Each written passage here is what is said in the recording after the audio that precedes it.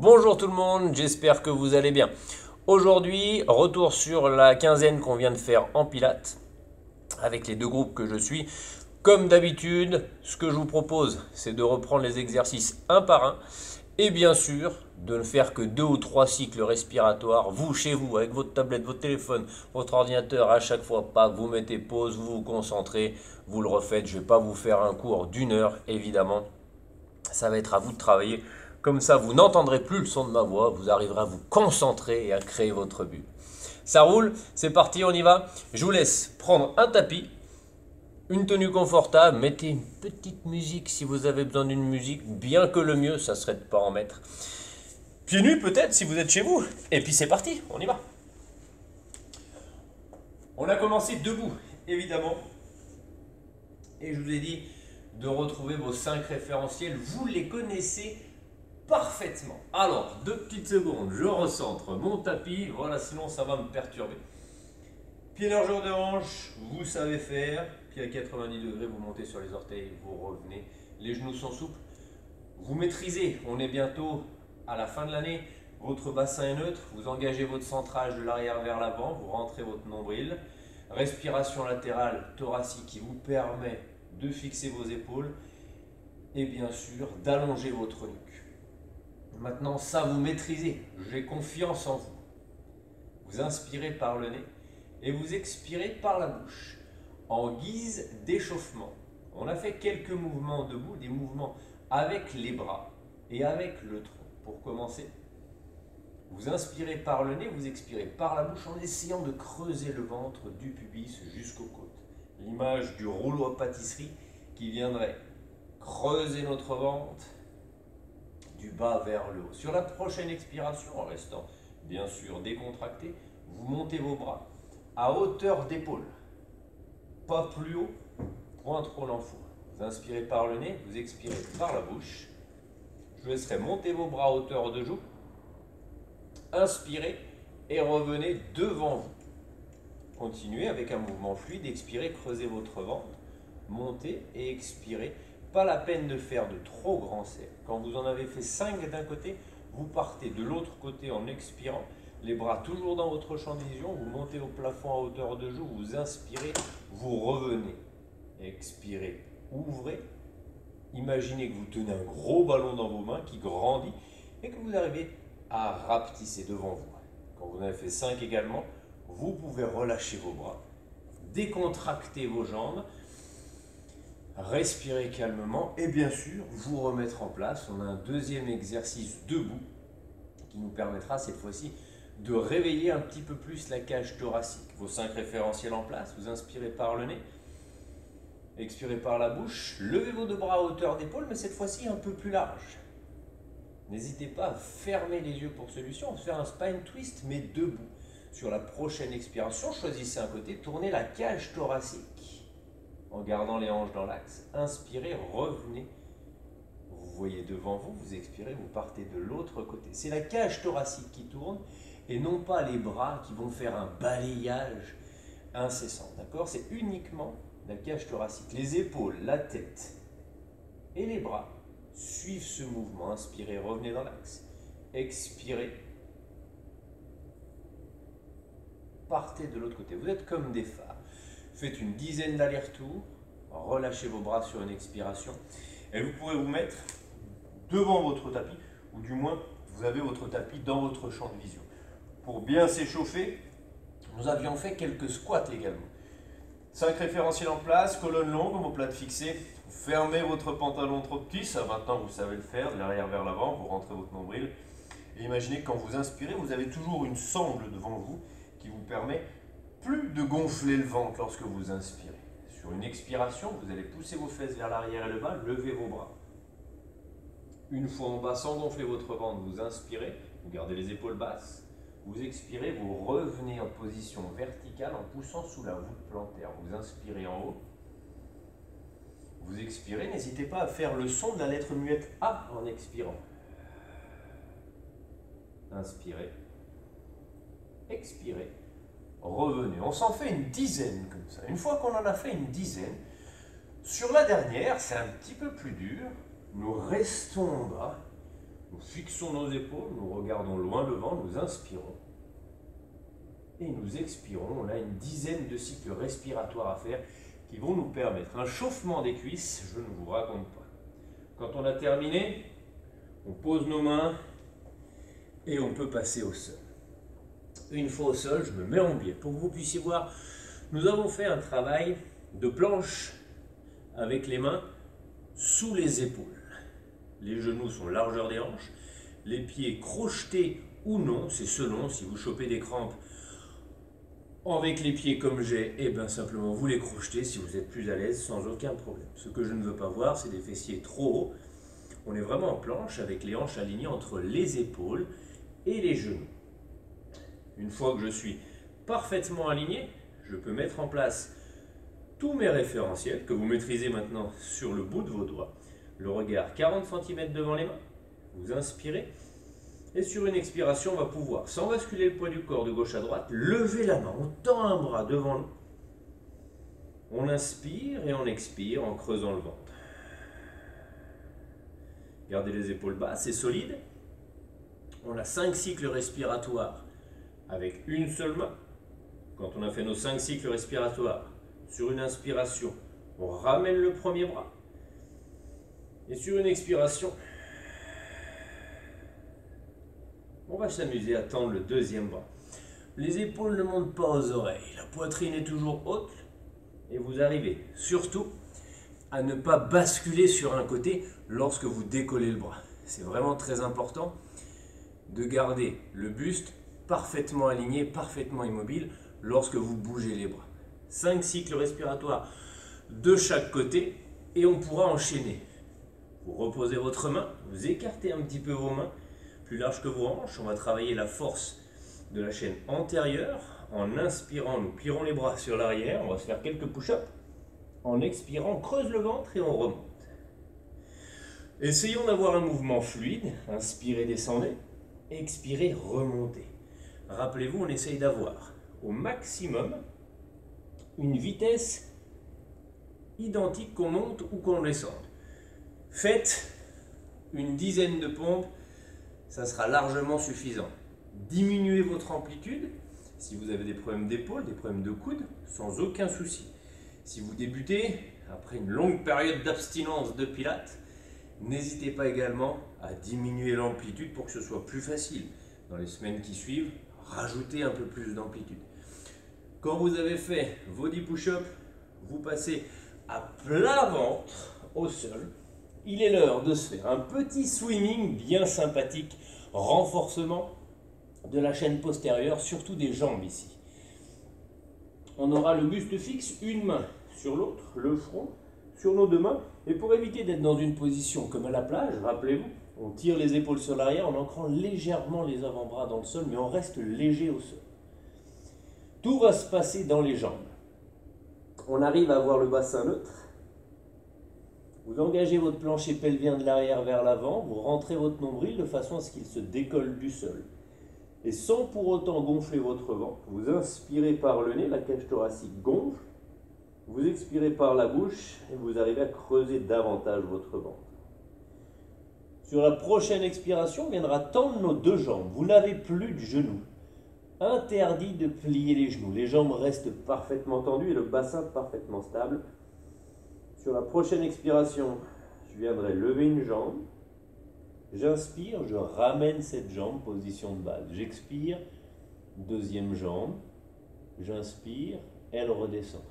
On a une dizaine d'allers-retours à faire de cette façon. Travaillez la fluidité de votre mouvement, la longueur de votre corps. On essaye continuellement d'éloigner le sommet de la tête de nos deux pieds avec de jolis mouvements verticaux. Ce sont les cuisses qui vont se décoller et non pas les pieds sans les genoux.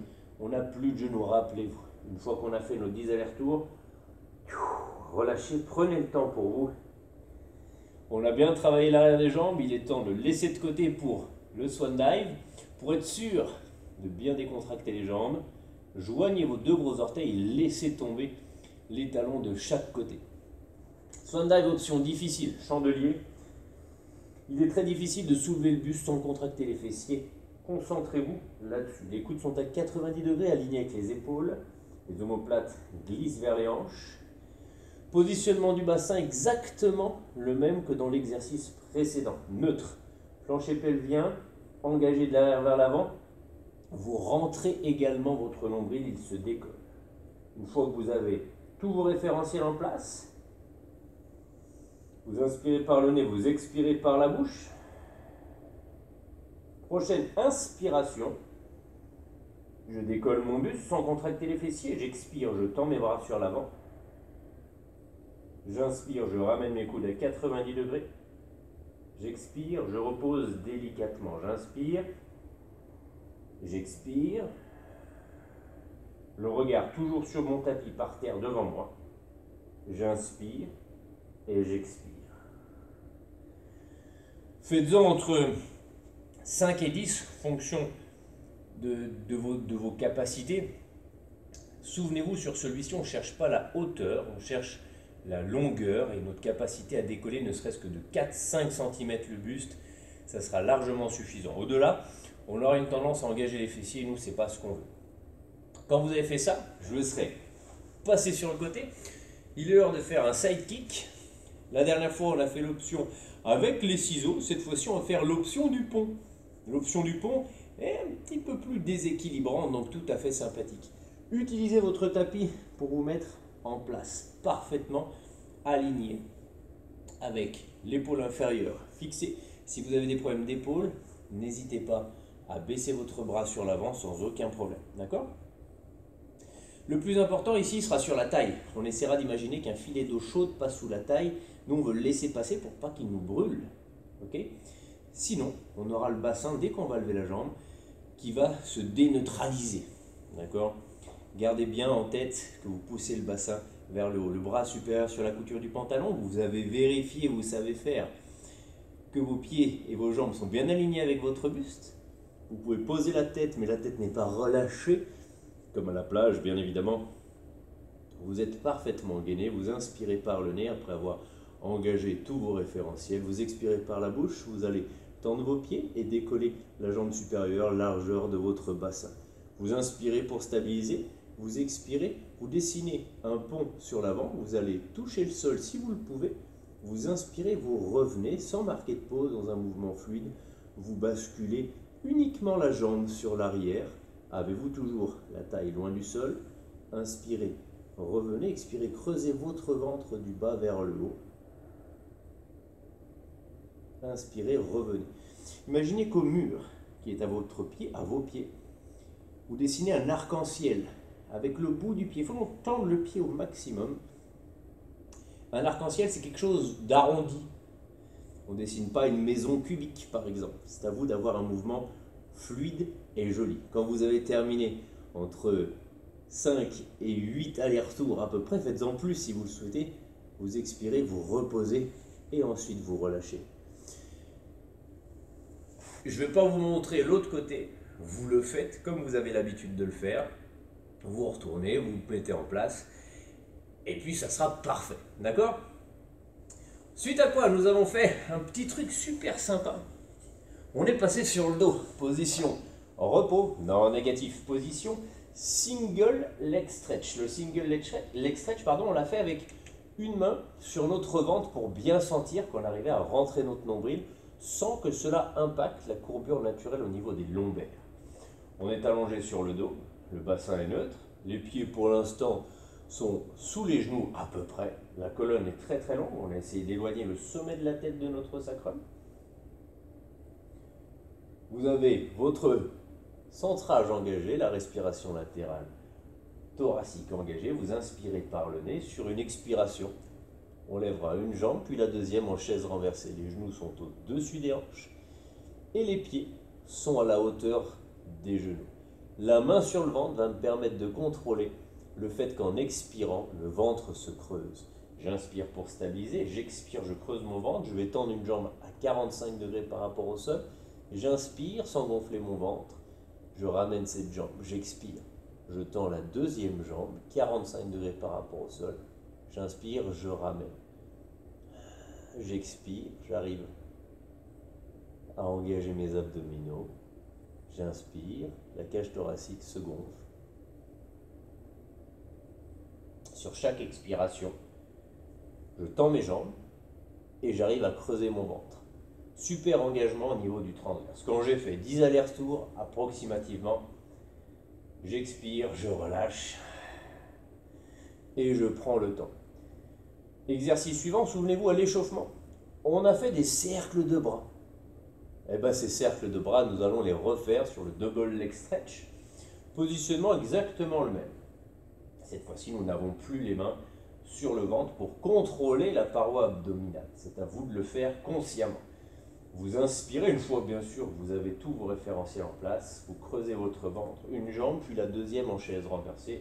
Inspirez pour stabiliser le positionnement de votre corps. Expirez, levez les bras à la verticale, mais gardez les épaules fixées. Vous inspirez, et sur l'expiration, les bras descendent sur l'arrière à hauteur de joue, vous les avez dans le champ de vision. Vous inspirez, les bras reviennent latéralement et remontent à la verticale. Mouvement fluide, pas de pause, on expire, on creuse le ventre, là on a une grosse pression abdominale. On inspire. On fait 5 cercles dans un sens et bien sûr, évidemment, 5 cercles dans l'autre sens. Les bras descendent latéralement dans le champ de vision, on inspire et on remonte. Ici, j'aime bien vous donner l'image d'un ballon. Vous avez un gros ballon qui gonfle. Vous ne voulez pas qu'il gonfle. Vous le resserrez donc entre vos deux mains et vous le montez au-dessus de vous. Quand vous avez terminé, une expiration vous permettra de reposer les jambes et une autre, les bras. On a fatigué la chaîne antérieure, on a renforcé les fléchisseurs de hanches. On va continuer ce travail sur la chaîne antérieure avec un leg pull prone. Plusieurs options évidemment. Leg pull prone, c'est du gainage.